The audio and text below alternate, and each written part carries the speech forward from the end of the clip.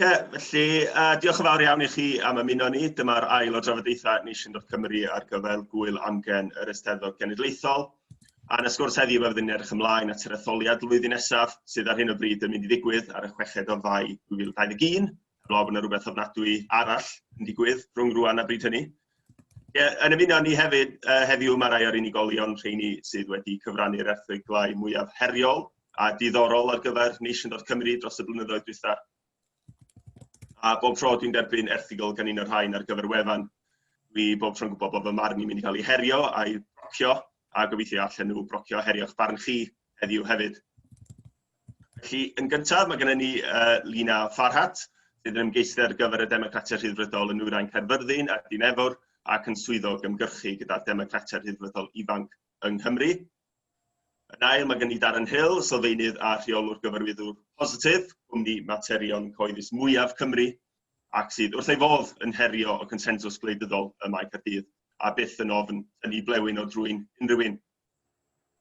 Hefyd mae gyda ni Dr Hugh Williams, uwchddarlithydd mewn athroniaeth gwleidyddol ym Mhrifysgol Caerdydd, ac mae hefyd yn aelod blaenllaw ar ran y grŵp llafur dros Gymru annibynnol. Ac yn goron ar y cyfan, gyda ni Mabon ap Gwynfor, sydd yn ymgeisydd Senedd Cymru, Plaid Cymru ar gyfer etholaeth Dwyfor Meirionnydd. Ac yn olaf y person a fydd gobeithio yn siarad lleiaf yn ystod y sgwrs, sef fi, enw i ydi Ifan Morgan Jones, a dwi'n olygydd ar wefan Nation.Cymru a hefyd yn darlithydd mewn ddyddiaeth Mhrifysgol Bangor. Felly, be nawn ni ddechrau falle ydi trafod bob plaid yn ei tro, ond croeso, fel o'n i dweud cyn i ni ddechrau recordio chi fynd i'r sgwrs i gael bynnag gyfeiriad diddorol y mae'n datblygu. Felly, nawn ni ddechrau gyda ti, Darren. Ti yn, o be dwi'n deall ar Twitter, yn ysgrifennu llyfr am hanes ceidwadwyr yng Nghymru ar hyn o bryd. Roedd y ceidwadwyr mewn lle cryf rhyw ychydig fisoedd yn ôl, yn bellach falle ar y droed ôl chydig bach yn y polau piniwn. Be ti'n meddwl sy'n gyfrifol am hynny a pa broblemau sy'n angen iddyn nhw ddatrys i fynd nôl ar y blaen un mis Mai? Wel, mae'n haws ateb rhan gynto'r cwestiwn. Y ganol y broblem yw Dominic Cummings. Oedd be nath wedi cael impact uniongyrchol quick iawn ar y polau opinion, ble dros Bryden beth bynnag, oedd un o bob 10 o etholwyr di switcho dros nos mewn mater o ddyddiau. Oedd y canran o switch bach yn llai yng Nghymru, achos oedd y cydwadwyr ddim cweit ar y blaen yn y ffordd o'n nhw yn Lloegr, er enghraifft. Ond yr un peth hynny sydd wedi cael y niwed i'r Blaid Geidwadol. Yn diddorol, ddo, mae'r Blaid Geidwadol, os nad ratings Boris, wedi adennill rhywfaint, ddim i'r un raddau, ddim o bell ffordd i'r un raddau, ond wedi adennill rhywfaint dros yr wythnosau diweddara, yn enwedig y mis diwetha. Felly, fyddwn ni ddim yn sgwennu'r Blaid Geidwadol off byth, ond yn enwedig nawr, gyda pethau mor volatile, o'n credu ma na siawns dan o hyd. Felly ti'n meddwl, be di'r rhagolygon cyn i smaint yma, bydden nhw'n araf bach falle yn adennill i lle ar y blaen yn y polau? Ie, i fod ar y blaen, mae hwnna'n eitha camp yn diwe. A maen nhw wedi bod ar y blaen mewn tair etholiad, mewn tair gwahanol cyfnod, ond ddim wedi cadw ar y blaen. Sef y 2 etholiad cyffredinol diwethodd y polau opinion yn dangos ar y blaen yng Nghymru adeg hynny hefyd. Mater iddyn nhw yw sicrhau fod nhw'n llwyddo wneud hynny. Ond mae polau mor volatile, oedd ddim yn ei trio predicto beth sy'n mynd i digwydd mis Mai nesaf, mwy na fydd pob plaid yn cael rhyw fath o bresenoldeb yn y Senedd. Nes ti sgwennu erthygl yn ystod yr ymgyrch etholiadol dwytha'n eitha berniadol o ymgyrch ceidwadwyr ar ddechrau'r ymgyrch. Wyt ti'n meddwl falle bod rai problemau yng Nghymru wedi dal nhw yn ôl o gwbl? Wel, erbyn y diwedd, oedd dim byd i dal nhw'n ôl os chi'n edrych nôl yn rhagfyr. O'n i bach yn rhy llym. Oedd hyd yn oed problemau oedd Alan Cairns yn Bro Morgannwg ddim di tanseilio fe, really. Maen nhw lot mwy resilient na mae pleidiau eraill yn barod cydnabod. A mae'r siocs mae pleidiau eraill wedi cael, gan feddwl fod y Blaid Lafur ddim wedi ennill etholiad, mae nhw wedi colli 4 etholiad cyffredinol Prydeinig mewn row nawr. Mae'r Lib Dems wedi cael yffach o ysgwad yn y 5 mlynedd diwetha. Mae Blaid Cymru wedi cael siome yn y pôl opinion ac mewn etholiadau. Odi mae'r Blaid Geidwadol, maen nhw'n cael trafferthion o bryd i bryd, ond maen nhw lot mwy resilient. Mae 10 mlynedd diwetha, yn enwedig y 5 mlynedd diwetha, i cyfnod nhw mae wedi bod. Ysdi grybwyll yr Democratiaid Rhyddfrydol fanna, felly nawn ni symud ymlaen at Lina jyst i gael barn hi ar beth sy'n mynd ymlaen efo nhw. Does gan y Democratiaid Rhyddfrydol, does gan nhw ddim aelodau seneddol, MPs yng Nghymru, bellach ydy mond un aelod yn y Senedd. Falle safle gwana nhw'n Nghymru, falle mynd yn ôl at diwedd y ganrif, un y ganrif dwytha mewn gwirionedd lle. Maen nhw hefyd ar fi'n dewis arweinydd ar lefel y Deyrnas Unedig ar hyn o bryd. Beth wyt ti'n meddwl, Lina, sy'n angen iddyn nhw wneud mwyn ennill tir yng Nghymru yn y dyfodol? Wel, dwi'n meddwl ni fydd yr ymgyrch hawdd gan i Democratiaid Rhyddfrydol, ond ni fydd neb really. Dwi'n meddwl mae'r penderfyniadau bwysig rwan actually yn wahanol yn mis Mai nesa. So felly dwi'n meddwl mae'r cwestiwn dim yn ateb easy, really. Dwi'n really ddim yn gwybod, achos mae'r yn Darren yn sgwrsio chdi, mae'r situation yn mwy volatile, so... Wyt ti'n meddwl bod y Democratiaid Rhyddfrydol yng Nghymru wedi llwyddo i gael eu llais di clywed yn ystod y cyfnod diweddaraf yma gyda'r coronavirus a falle? Mae'r ceidwadwyr wedi bod yn feirniadol iawn o'r Llywodraeth Cymru, mae Cymru falle yn ychydig bach yn llai beirniadol yn nhw. Ti'n meddwl bod y Democratiaid Rhyddfrydol wedi llwyddo i gael eu llais allan yna mewn ffordd sy'n mynd i ddylanwadu ar yr etholiad?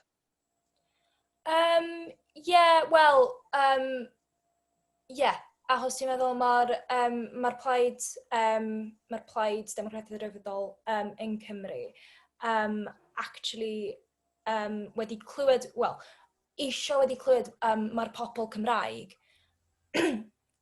Ac just dwi'n meddwl mae hwnna'n bwysig fel mae'r plaid eisiau siarad yn perffaith, yn responsive. But dwi'n ddim yn really gwybod, honestly. So. Mae'n sefyll anodd, tydi? Dwi'n meddwl Hyw am y Blaid Lafur, mae coronavirus yn amlwg mewn sefyllfa ofnadwy wedi creu rhyw fath o gyfle etholiadol i'r Blaid Lafur o ran cyfosod i hunan yn ffeithiol gyda'r Llywodraeth y Deyrnas Unedig. Ond mae'n amlwg berygol yn yna hefyd oherwydd falle am y tro cyntaf wrth fynd mewn i'r etholiad mis Mai bydd yr cyhoedd yn fwy ymwybodol o'r brifodeba datganoledig fel erioed o'r blaen. Wyt ti'n meddwl allan yna beri gofid iddyn nhw o gwbl os di pethau'n dechrau mynd y chwith yn y cyfamser? Mae'n sylw ddiddorol i fan oherwydd mae yn falle blygu y ffaith bod problemau o ran y gyhoeddfa yng Nghymru.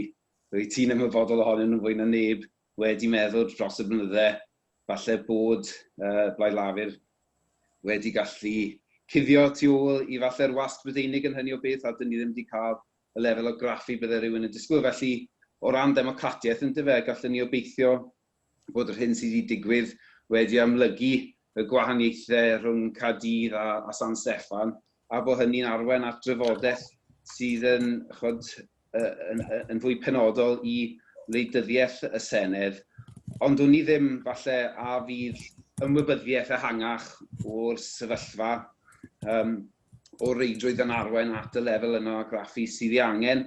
Ar y cyfan, byddwn ni'n meddwl bod y Blaid Lafur yn mynd i deimlo yn eitha hyderus bod y sylw maen wedi cael wedi bod yn bositif ar y cyfan, yn enwedig trwy'r cyfryngau sy'n deunig, a bod hynny'n meddwl y gawn nhw falle hwb fach o safbwynt yr etholiad mis Mai nesaf, a dydy'r ffaith bod pobl nawr yn fwy ymwybodol yn gyffredinol o rôl y Senedd a'r Prif Weinidog fan hyn. Dydy hynny ddim o reidrwydd yn meddwl, dwi'n credu y bydd y drafodaeth o amgylch man manylion gwleidyddiaeth Cymru fel petai'n brigo'r wyneb yn ddigonol i bobl sydd yn dechrau codi cwestiynau ynglyn â record Blaid Lafur. Dwi'n meddwl yn ddiddorol iawn, falle taw y cwestiwn ynglyn ag annibyniaeth fydd yn dod â mwyaf o sylw at yr etholiad, a dwi'n meddwl falle bydd y Blaid Lafur yn ffindo hunan mewn sefyllfa anodd falle yn y cyd-destun hynny oherwydd y ffordd mae pethau di newid nawr lle mae yna mwy o bobl yn gweld, wel, mae yna sicr gwerth yn y Senedd, da ni'n gallu gweld beth ni'n gallu gwneud yn wahanol, ond i does na falle cwestiwn naturiol wedyn ni ynglyn â mwy o bwerau ac annibyniaeth. Falle fyna fydd y peth anodd falle yn amlygu hunan o safbwynt y blaid. Dwi'n meddwl, allan ni gael drafodaeth llanoch am annibyniaeth falle yn ddiweddarach. Un peth o'n eisiau holi ti amdano fo, mae Mark Drakeford wedi coeddi wan bod o'n bwriadu am ei orneilltu ar ôl yr etholiad nesaf mis Mai pan mae'n troi'n 70, felly tua 2024, dwi'n meddwl. A fydd hynny'n, diwna ddim yn sioc wrth gwrs sy'n rhywun sydd wedi bod yn talu sylw i wleidyddiaeth Cymru. Ti'n meddwl bydd yn cael unrhyw effaith ar yr etholiad o ran falle pleid eraill yn trio i beintio fo fel rhyw fath o lean duck Prif Weinidog lle? Ie, wel eto dyna y fath o dacteg yn dyfa bydde rhywun yn disgwyl mewn etholiad cyffredinol a Prydeinig hynny yw, a mi fydde hynny falle yn arwain at cwestiynau dyrys ac yn creu trafferthion. Ond eto o safbwynt natur y drafodaeth sydd gyda ni yng Nghymru, mae rhaid ni ofyn y cwestiwn eto, wel, a fydd hynny o reidrwydd yn cael digon o sylw ac a fydd na digon o leverage fel petai gan y bleidiau eraill i greu hwnna mewn i broblem. Felly bydd eisiau bod nhw yn cychwyn yn weddol o gynnar ar y narratif yna, dwi'n credu, mwyn iddyn nhw tanseilio. Mark Drakeford yn wedig yn ynglŷn â ffaith bod ar hyn o bryd i weld yn lled poblogaidd. Mae pobl wedi dod i nabod yn fwy. Efallai yr ymateb cyntaf fydd i'r newyddion yma bod e'n ymadel ym mhen rhyw 2 blynedd fydd ychydig o siom, ond ddim o reidrwydd falle y feirniadaeth yna bydde rhywun i'n disgwyl. Felly, tipyn o waith i wneud, a ie, mi allai fe fod yn broblem, ond mae hynny'n dibynnu ar ba mor effeithiol dwi'n credu y mae'r pleidiau eraill yn gallu bod wrth creu y narratif yma dros y misoedd nesaf. Mae'n dod ni at y tîm a bod dwi'n meddwl, sef mae siŵr na problem oesol Blaid Cymru ydy'r ffaith nad ydy falle pobl yn troi at y cyfryngau Cymreig am ei newyddion, a falle bod Blaid Cymru ddim ar y radar i lot o'n nhw hyd yn oed mewn etholiad a Senedd Cymru. Sut mae Blaid Cymru'n dod dros yr her yna felly? Yn edrych yn sgil y ffaith bod nhw'n falle gyda'r problemau coronavirus ddim eisiau edrych yn rhif feirniadol o falle ymdrechion dilys Llywodraeth Cymru fynd i'r afal gyda'r problem. Mae'n gwestiwn da gen i'n anodd. Fod Hugh wedi cyffwrdd arno fo rhyw ychydig am fanno, fydd poblogrwydd Mark Drakeford ar hyn o bryd ddim o reidrwydd o fantes i'r Blaid Lafur yn unig. Mi fetse fod o fantes i'r Blaid Cymru hefyd. Mae'r ffaith fod Prif Weinidog Cymru a Llywodraeth Cymru'n dangos fod posib gwneud pethau wahanol yng Nghymru yn mynd i fanteisio ar y blaid sy'n cael ei weld fel y blaid sy'n cynrychioli Cymru o ran natur i henw ar hyn da ni'n gwerthu'n hynny fel Blaid Cymru. Wrach mae'r hyn gawn ni ydy 1999 2.0 arall. Pobl yn edrych ar yr etholiad yma fel cyfle i roi llais i Gymru, fel cyfle i roi Cymru'n flaenau a pha blaid gwell i wneud hynny na Phlaid Cymru. Dyna'n sicr un o'r ffyrdd mae posib edrych yno fo. Ond hefyd arwen y narratif. Eto, mae Hugh wedi cyffwrdd arno fo, y cwestiwn yma o annibyniaeth. Hwna yw'r cwestiwn cyfansoddiadol mawr, hwnna'r cwestiwn gwleidyddol mawr sydd yn wynebu ni nawr. Beth yw dyfodol y Wladwriaeth Brydeinig, beth yw dyfodol Cymru yng nghyd-destun y Wladwriaeth Brydeinig, ond beth yw dyfodol Cymru o ran pwy gyfeiriad dyn ni eisiau mynd. Ac os ydyn ni yn llwyddo i ddangos fod posib i Gymru neu bethau wahanol, yna mae'r cwestiwn yna o annibyniaeth, fel dyn ni wedi gweld yn y misoedd dwytha, yn mynd i gynyddu y meddyliau pobl, ac mae hynna'n mynd i arwen pobl naturiol i feddwl am Blaid Cymru wrth i bod nhw'n rhoi pleidles mis Mai nesaf. Gofyn cwestiwn i ti, Darren, tra bod ni ar bwnc annibyniaeth. Wrth gwrs, wrth i'r mae yna dwf wedi bod mewn cefnogaeth i annibyniaeth twf yn y poll opinion. Mae'r ymgyrch o blaid diddymyr cynulliad hefyd wedi ymlygu hyn i radda. Da ni wedi gweld yr un twf yn y poll opinion, ond maen nhw'n fwy swnllyd nag oedden nhw. Beth bynnag. Ydy hynna mynd i roi bwysau gynyddol ar y ceidwadwyr efallai arwain i fyny at yr etholiad yn mis Mai i gymryd safbwynt mwy difw sceptic mewn ffordd?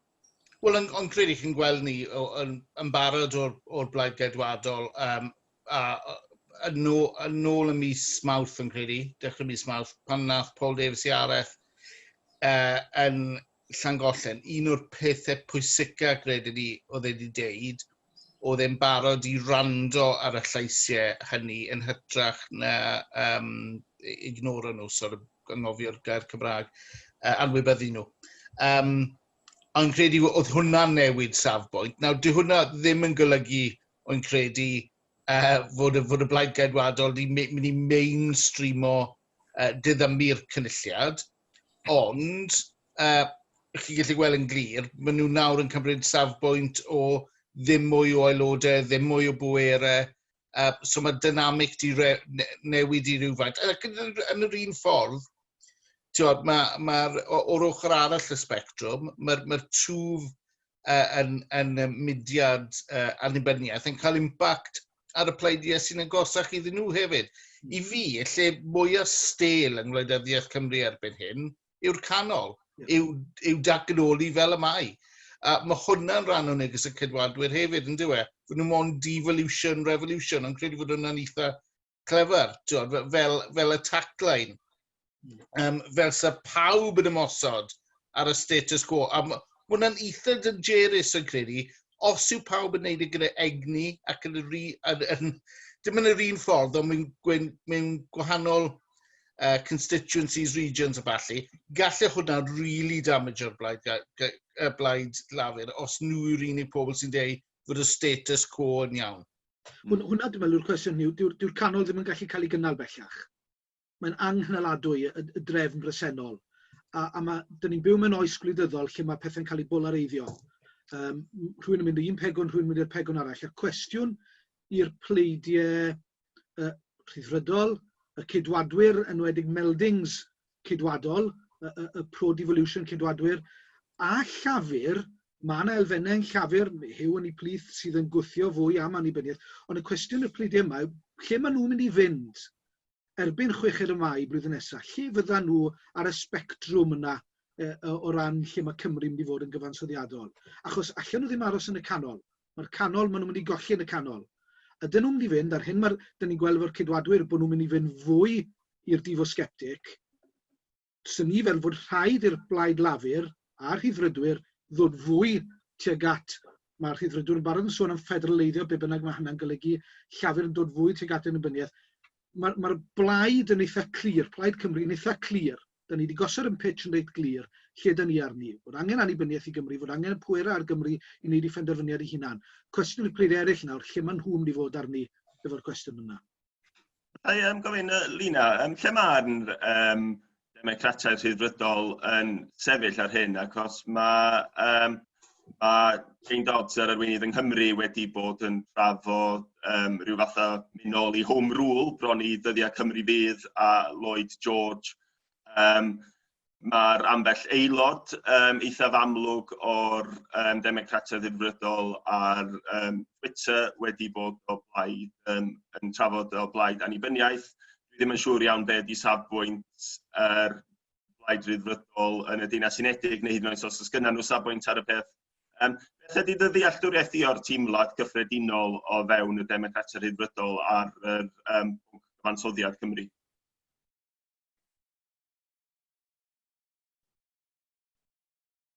Mute.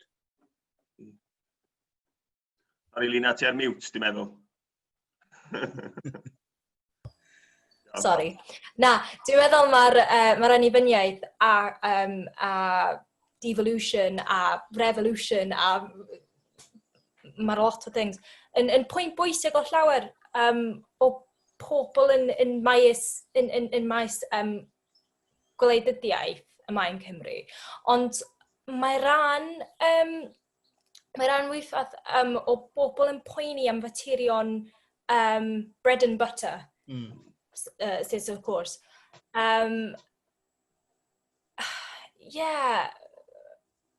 Mae'n debygol yn bydd yn pethau i swyddi a tai a'r NHS a dwi'n meddwl hwnna yn fwy ar important a mae'r on people's minds yn mae'r etholiad nesaf. Mae'r position fel Democratiaid Rhyddfrydol actually, mae'r position o blaid yn position, federal. Mae'r union federal. Mae hwnna yn union anyway. Mae'r system federal yn cyfnogi yn system of a union. Ond dim yn union hwnna, actually. Mae'n union ac mae'r hawl mae'r hawl i gwlad yn yr union, actually, wahanol, dwi'n meddwl. So, dwi'n gwybod mae'r change o status quo. A dwi'n meddwl mae hwnna yn bwysig achos mae status quo it's not working. Dwi'n meddwl bod ni'n gwneud pwysig fyna ynghylch materion pan mae'n gweud y bar amenyn a mae werth ystyried, dwi'n meddwl, yn y cyswllt yna, beth fydd y sefyllfa erbyn mis Mai flwyddyn nesaf, mae'n anodd iawn gwybod ar hyn o bryd, wrth gwrs, ond dwi ddim yn argoeli yn dda, enwedig os ydych chi'n meddwl ynglyn â'r enghraifft y bilamaeth sydd yn bygwth rhannau helaeth o gymunedau gwledig Cymru. Dyn ni'n meddwl am beth fydd yn digwydd o ran Brexit, ac felly, erbyn falle Gwanwyn nesaf, dyn ni ddim yn gwybod lle fyddwn ni arni, ond mae'n debyg iawn y fydd y sefyllfa yn anodd iawn ar lawer iawn o bobl. Ac i'r graddau hynny, yn credu bod fi'n anghywir i weid bod eisiau falle ystyried y bydd yr etholiad yn digwydd mewn cyd-destun lle bydd pobl eisiau trafod y pethau sylfaenol. Ond wedi gweud hynny, a mynd nôl falle i'r hyn o Mabon yn awgrymu, dwi'n meddwl falle bod yna, wel, sicr y gall plaid bod ar ei ennill os dyn nhw'n gallu arwain y drafodaeth tuag at y cyfeiriad o'r cwestiwn cyfansoddiadol, oherwydd wrth gwrs o safbwynt nhw, yr ateb i'r holl broblemau yma fyddwn ni'n wynebu yw y syniad o annibyniaeth ni'n sicr fwy o ymreolaeth. Felly eto i fi mae'n ymwneud â gallu y pleidiau i arwain y drafodaeth yn y cyfeiriad sydd fwyaf gwerthfawr iddyn nhw a o safbwynt y Blaid Lafur yn dyfa. Dwi'n meddwl bod hynny falle mynd i fod yn anodd os ydy Plaid Cymru yn llwyddo mynd â drafodaeth i'r cyfeiriad yna a gweud, wel, yr ateb i'r crisis yr argyfwng yma yw i sicrhau mwy o bwerau i Gymru. Bydd yn anodd i Blaid Lafur.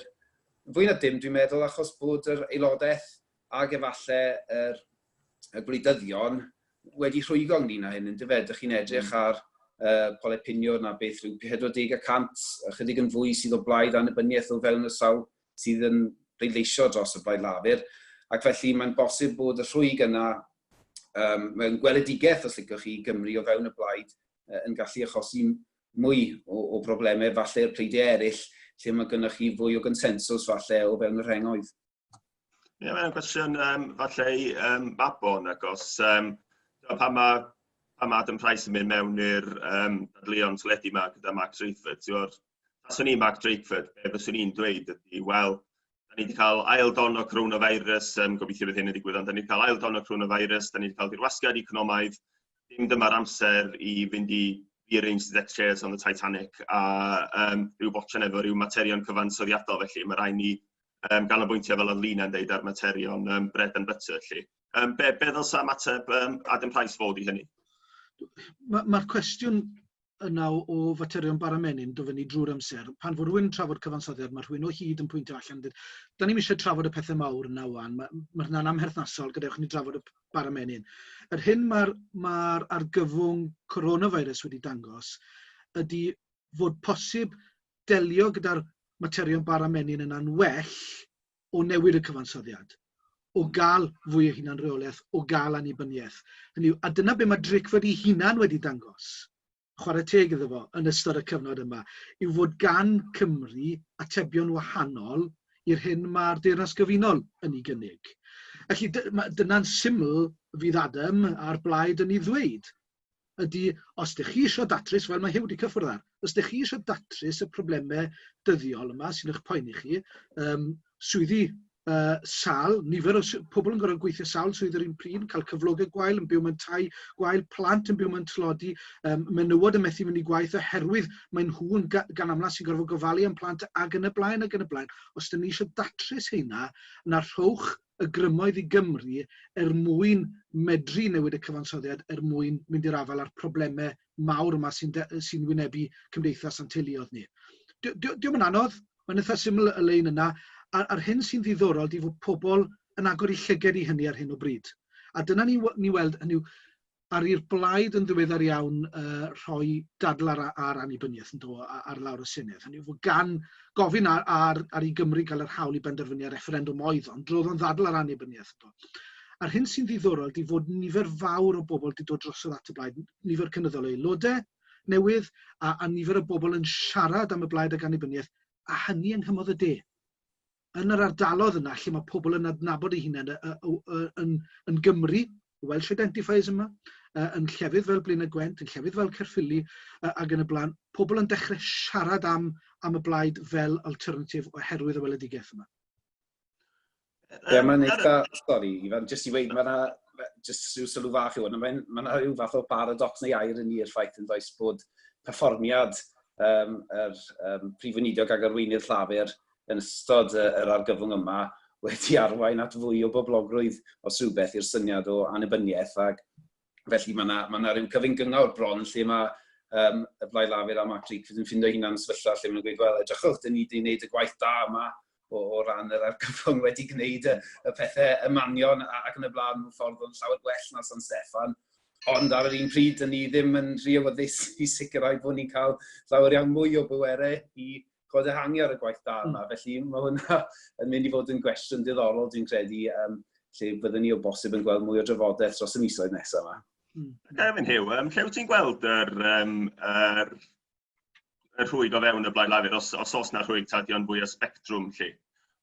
Os ai aelodau San Steffan, llafur sydd falle'n dal o'r blaid yn ôl falle rhag symud i gyfeiriad lle maen nhw'n fwy o blaid rhyw fath o difo max neu annibyniaeth neu rhywbeth fel allu? Ie, yn sicr fi'n credu bod ti'n iawn i fan, mae rhaid peidio a thrafod y cwestiwn yma o'r Blaid Lafur yng Nghymru ar y cwestiwn cyfansoddiadol, heb gofio am yr hyn sydd yn strwythurol fatha diffinio ffordd mae'r drafodaeth yna'n mynd i fynd, oherwydd pan mae gyda chi criw o aelodau seneddol yn San Steffan sydd am gwarchod eu buddiannau nhw fel mae pob gwleidydd. Yna mae hwnna'n mynd i creu yn dydy yn anorfod problemau, hyd yn oed os ydy'r drafodaeth o fewn y Blaid Lafur yn Gaerdydd yn y Senedd yn symud ymlaen, hyd yn oed os ydy'r drafodaeth ymysg yr aelodau yn symud ymlaen, pan mae gyda chi y rhwystyr enfawr yna, mae'n anodd iawn gweld sut bydd rhywun yn gallu ffindo rhyw fath o ffordd ganol yn dyfe, oherwydd dwi'n meddwl yr agwedd a daw o aelodau San Steffan bydd wel, chi jyst yn mynd ymhellach lawr y llwybr llithrig yna os ydych chi'n caniatáu mwy o ymreolaeth eto. Felly, I fi, mae'n mynd i fod ddiddorol gweld a fydd y tensiynau yma, a'r problemau yma, yn brigo'r wyneb yn yr election nesaf yma, am yn o safbwynt Plaid Cymru yn enwedig. Dyna ma nhw'n mynd i eisiau wneud, ond o safbwynt y Blaid Lafur, cicio'r can lawr y llwybr ymhellach fydd y nod fi'n credu o safbwynt yr ymgyrchu a cheisio falle edrych a chanolbwyntio ar y record diweddar a rai o'r cwestiynau yna o safbwynt y baramenyn, dwi. Darren, roed dy het proffwyd ymlaen wan. Ym mha ardaloedd y Gymru mae'r etholiad nesaf yn mynd i gael ei benderfynu? Ym mha etholaethau sy'n mynd i swingio fo naill ffordd neu llall, ti'n meddwl? O'n credu fod e'n... Os gallai troi'r cwestiwn rhywfaint, be sy'n rhaid newid i newid y status quo, sef default Labour Government gyda ambell un yn ymuno dyn nhw i roi nhw dros y 30. A mae rhaid i rhywbeth benodol ddigwydd sy'n ond di digwydd i raddau yn 2007. Sef mae rhaid i'r pleidiau eraill llwyddo ennill tir llafur ar yr un pryd mewn etholaethau gwahanol. So hwn yn golygu ymro Morgannwg, enghraifft, fod y Caedwadwyr yn wneud yn dda, yn Llanelli fod Blaid Cymru yn wneud yn dda. Mae Aberconwy yn creu problem wrth gwrs achos mae'r ddoi blaid yn brwydro fanna, yn yr unig lle rili ble maen nhw head-to-head dros Gymru ar funud. Y lefel y cynulliad, beth bynnag, neu'r lefel y Senedd, beth bynnag. Ond trwy lwc i'r Blaid Lafur, mae'r ffactorau yma ddim di cyd-fynd yn y gorffennol. So pan nath Blaid Cymru yn arbennig o'r dda 99, oedd y Blaid Gaedwadol yn wan. A mae'r un stori wedyn yn digwydd yn 2011. Y revers yn digwydd yn 2011. Felly, mae yna gwahanol seddi sy'n diddorol, ond mae tendency ni i gorffocysu ar ambell i un etholell arall a credu bod rhywbeth syfrdanol wedi digwydd. Enghraifft, oedd yn arbennig o dda i Blaid Cymru fod wedi llwyddo ennill y rondda tro diwetha ac adennill un lysid. Ond dwi'n ddim yn unrhyw fath o chwildro gwleidyddol mewn ffordd. Achos os y'n ni'n aros i Blaid Cymru neu'r Blaid Gaedwadol, so wneud yr incremental shifts yma, i ni'n mynd i, fydd mwy na lai, pawb ar y panel yma, di marw heblaw Lina, beth bynnag. Nes i ni weld y Blaid Lafur yn dod mas y Lywodraeth yng Nghymru. So mae rhaid i gael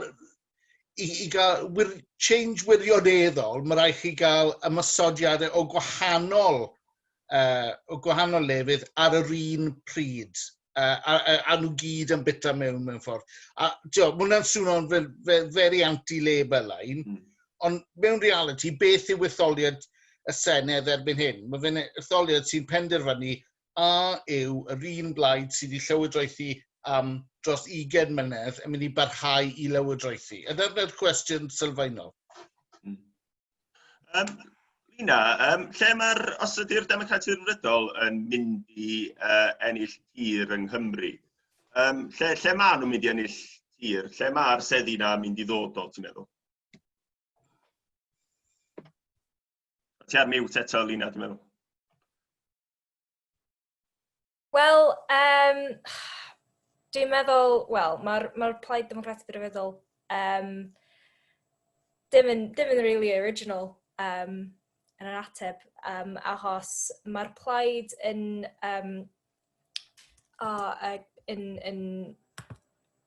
isio concentrate fel mae'r lists yr etholiad ac mae'r system lists fel mae'r pleidlais collective yn do. So fi'n meddwl, dwi'n meddwl yn ennill fel Brecon and Radnorshire, so Breiniog a Sir Maes Efyd, ac after that, dwi'n ddim yn gwybod. Mae Lina'n iawn. Beth? Yn hanesyddol, ti'n iawn Lina, dim ond doi sedd, mae sef constituency seats i roi wedi cael ei ennill? Wel, Sef canol Caerdydd a Brycheiniog. Felly, yn y rhan barthen, y regions, na'r lle naturiol. A Sir Aldwyn, actually. Sorry, Tiana. A mae'r strategy, dwi'n meddwl, dwi'n ddim yn gweithio fel strategy democratiad rhyfeddol, so sorry. Dwi'n meddwl mae'r strategy etholiad nesa, wel, mae'r etholiad yn mis Mai, yn focus fel lists. Mae hwnna most likely fel un ennill, fel plaid hwnna. Jyst mae gen i cwpl o funud ar ôl i fel aftermath yr etholiad agos o'r holl fel bethau alla ddigwydd ar y noson. Mewn gwirionedd, dos na ddim gymaint hynna all ddigwydd ar ôl yr etholiad. Naill ai mae'r Blaid Lafur yn gallu rheoli ar ben ei hunan, neu maen nhw mewn clynblaid gyda Plaid Cymru neu'r Democratiaid Rhyddol os dyn nhw'n gwneud yn dda, neu mae'r ceidwadwyr wedi bod, mae'r Blaid Lafur beth bynnag wedi bod yn rhyw fath awgrymu bod yn trio awgrymu bod Plaid Cymru yn llwynio tu ôl i'r llenni, neidio mewn i'r gwely gyda'r ceidwadwyr. Mae bod nhw ti'n gweld unrhyw beth fel yna'n digwydd? Na, mae Llafur yn dweud ni bob etholiad, a does na'm byd newydd yn y strategaeth yna. Dyn ni'n disgwyl yr un peth i gael ei ddweud eto. Mae'r blaid, fel pob un plaid arall, yn mynd i ymladd i ffurfio llywodraeth. Hynny yw, o ran y cwestiwn pa etholaethau dyn ni'n edrych i ennill ag yn blaen, dwi wedi bod yn ymhel y gwleidyddiaeth ddigon hir erbyn hyn i wybod fod yna rhai etholaethau weithiau newid dwylo'n achlysurol. Ond y gwir ydy, mae'r blaid sy'n mewn llywodraeth sydd yn gorfod colli etholiad. A mae hynna wir ar draws bob gwlad. Felly, etholiad Llafur i golli ydy hon, a pwy sy'n y sefyllfa gorau i gymryd mantes o'r gwendid yna. A'r blaid sy'n ni feddwl ar y foment, Plaid Cymru, o ran y cwestiwn Cymreig, o ran y cyd-destun Cymreig, Plaid Cymru sy'n y sefyllfa gorau i wneud hynny. Felly, dyn ni ddim yn mynd i ennill neu colli etholiad ar sail un neu ddwy etholaeth yma gacw. Dyn ni'n mynd i ennill hi ar sail y neges genedlaethol yna. Felly, mae'n ddibynnol ar y strategaeth genedlaethol, mae'n ddibynnol ar y neges genedlaethol, ac os dyn ni'n llwyddo gael y neges yna droso, yna mi welwn ni sawl sedd yn dod drosodd at y blaid wedyn. Dio ddim yn mater o un neu ddau yma gacw, a mi fydd Llafur yn colli fel oedd Daran di ddweud i Blaid Cymru ag i'r ceidwadwyr mewn seddi gwahanol. Felly yn y sefyllfa yna, y cyfan allai ddweud ydy bod ni'n anelu i ffurfio llywodraeth. Be bynnag mae hynny'n golygu ar ôl yr etholiad, gawn ni weld. Ond y gwir ydy bod ni wan yn ymladd i ennill etholiad. Wyt ti'n meddwl, os na dimlad o fewn y Blaid Lafur bod yna unrhyw berig realistig bod nhw'n mynd i bod allan o lywodraeth ar ôl yr etholiad? Dim ar hyn o bryd, so ni'n meddwl yn enwedig ar ôl yr bwnt os ydych chi yn sgil perfformiad treigfyd yn ddiweddar, ond wrth gwrs fel ni'n cyfeirio at i gynne fach, mae'n amser hir cyn yr etholiad nesaf a dwi'n beth sy'n mynd i ddigwydd yn y cyfamser. A mi fydden ni, mae bod yn diawgrymu hyn, bydden ni'n awgrymu falle bod y canlyniad yna mynd i fod yn bwysig, hyd yn oed os ydy'r Blaid Lafur yn cario ymlaen yn yr un fath o sefyllfa, o pwynt wedyn ni sut mae'r pleidiau eraill yn perfformio, yn enwedig wrth i'r drafodaeth gyfansoddiadol codi pen unwaith eto ar lefel Brydeinig, achos bydd hwnnw ddim yn mynd i ffwrdd fel petai. Mae beth sy'n digwydd yn yr Alban yn mynd i effeithio arno ni, ac felly os oes gennych chi Plaid Cymru sydd fel petai ar gynnydd, mae hynny falle mynd i greu hinsawdd gwleidyddol wahanol iawn, neu bydd yn wahanol iawn i'r hyn fydde'n dilyn petai ceidwadwyr yn llwyddiannus mis Mai, a mae hwnna'n mynd nôl at y pwynt o Daran di codi reit ar y cychwyn, ynddo fe, bod ceidwadwyr falle yn gwneud rhyw fath o pitch ar gyfer divo sceptics, a falle bod hwnna'n cryfhau ei sefyllfa nhw, a bydd hwnna wedyn wrth gwrs yn effeithio ar y drafodaeth ar ôl hynny. So, mae'n mynd i fod yn gyfnod diddorol, a falle tyngedfennol, mi allai rhywun gweud yn y 5 mlynedd nesaf yma. Daran, jyst i orffan, Daran, yn gyflym iawn, be di dy broffwydoliaeth ti, be di dy prediction di ar gyfer yr etholiad? Wel, mae yna 3 brif ffactor yn mynd i wario mas, wel, 4 actually. I ni'n mynd i weld Brexit, i ni'n mynd i weld recession, a ble mae recession hynny yn bwrw. O'i ddim yn credu fod yn mynd i fwrw Cymru gyfan, o'i ddim yn mynd i credu fod yn mynd i bwrw bob sector. O'n credu fod i dod ar rhywun fath o Marxist analysis mewn i'r peth, mae'n mynd i fod yn class-based iawn. A fydd rheini o ni sy'n eistedd o flaen Zoom bob dydd, i ni wedi bod yn digon hapus dros y 4 mis diwetha, am blwyddyn nesaf ni'n digon hapus hefyd. O fydd lot o bobl eraill wedi colli swyddi nhw, a credu fel fydd pobl yn tapo mewn i hwnna i'r ochr clas fydd hwnna'n wario yn fawr. Os welwn ni Covid spike, fydd hwnna'n cael effaith hefyd. Ond yn ola, gred ni y ffactor, mae yna 2 elfen iddo fe, y ffactor mwyaf yw llwyddiant y llywodraeth. Nawr, mae hwnna 2 ffactor, achos mae 2 llywodraeth yn bwysig fan hyn. I ni'n gwybod o bob etholiad cynulliad sydd wedi bod yn y gorffennol, mae lot o bobl yn dal i wele, efallai'n bach yn llai nag o'n nhw, ond maen nhw'n dal yn garfan mawr yn gweld fel mid-term San Steffan. Dyw hwnna ddim yn ffafrio Plaid Cymru, ond mae fe medru ffafrio'r Blaid Geidwadol os mae poblogrwydd y Blaid Geidwadol Prydeinig dal yn uchel. Right, taking all those random factors, anodd predicto nhw gyd, gallwn ni weld sefyllfa ble mae da chi Super League o'r Blaid Lafur, y Cydwadwyr a Phlaid Cymru i gyd rhywle rown 18 a 22 o seddi, a wedyn Micro League, cwpl o bobl Brexit, cwpl o Lib Dems, Neil McAvoy yn y good day for Neil McAvoy, i gyd yn eistedd mewn rhyw grŵp bach ar yr ochr fyna. A wedyn ni yn credu mae gwleidyddiaeth wirioneddol yn troi'n ddiddorol. Gwych, bydd rhaid ni gael cyfarfod Zoom arall bryd hynny mwyn trafod yr oblygiadau hynny gyd ar ôl yr etholiad. Diolch yn fawr iawn i chi am eich holl cyfariadau hynod o ddiddorol, a mae digon i Cnoi Cil yn fanna'r bobl sydd yn gwylio ar hyn o bryd. Felly diolch yn fawr iawn i chi. Diolch. Diolch. Great, ta-ra.